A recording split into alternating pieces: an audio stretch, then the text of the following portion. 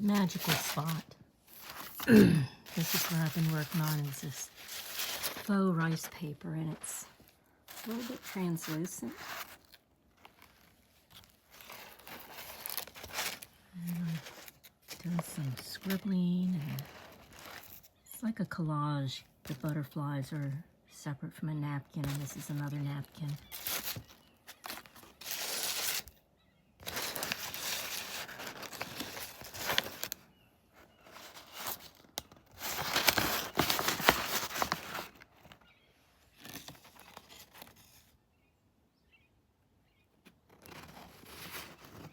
Look like real ferns.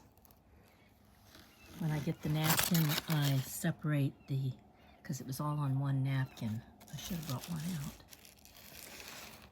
And I separate them, and I scrunch them up so they have a little bit of crinkle also. And this is just white tissue paper that you use for wrapping presents.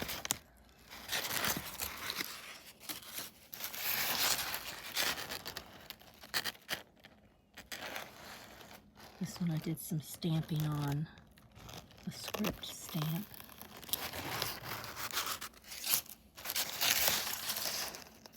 This one I laid a doily down on it.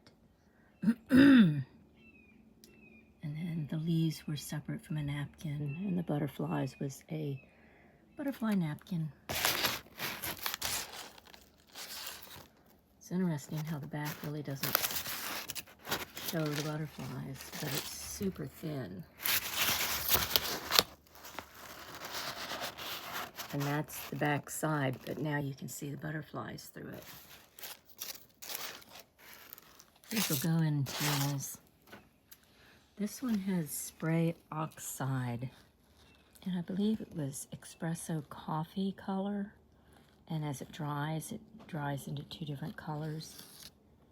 And then this was smoke gray.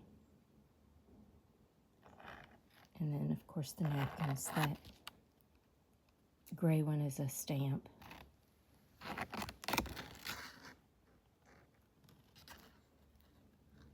That's a napkin.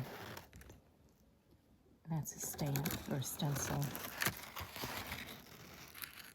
And the green is a stencil.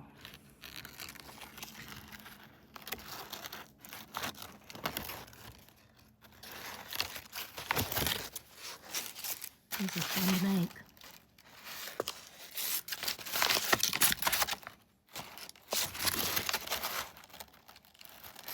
Looks like a picket fence. I might actually draw on this one. See how it turns out. Oh, this one I went a little crazy with. I used tea bags in here to create the tree. And then I had tea that was given to me that was leftover old tea, but they were actual flowers. They were called flower teas. So they actually had petals and things on them. And then there's a quote off the tea bag. Then I did some stencil stamping in here. You can see the tea leaves, and I drew some birds on the tissue paper when it was dry and flat. I think there was a couple more birds, but I think they blended in with the tea, so you can't see them. And there's a couple up there, but there was a bunch sitting in the tree. Now you can't see them. That kind of turned out neat.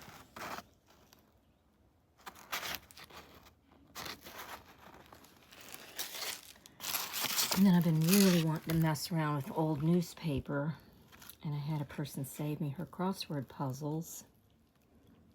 And I did the mamagami process to it, and I think I used too large of a twine,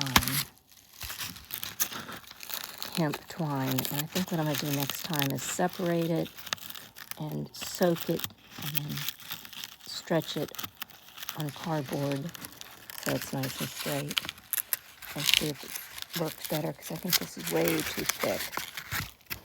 And the purpose was to have all these holes in it on a grid. But the newspaper print, once you start wadding it, boy, it dirties up the whole paper, which is okay. Kind of cool. And this is where I work on my phonology chart, phonology wheel. And this is the month that they really started blooming everywhere. That's the fig tree. Each one I have listed.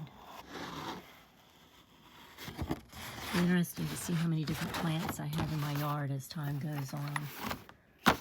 And then because in here showed me that there was like 10 different blooms in one day, and so I couldn't put them all on the chart. You have to choose one. And that's why I started this book. And I'm going to go back and finish more when when the year goes round.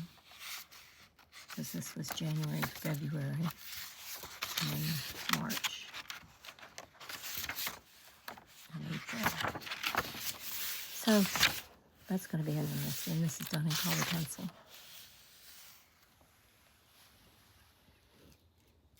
Y'all have a nice day.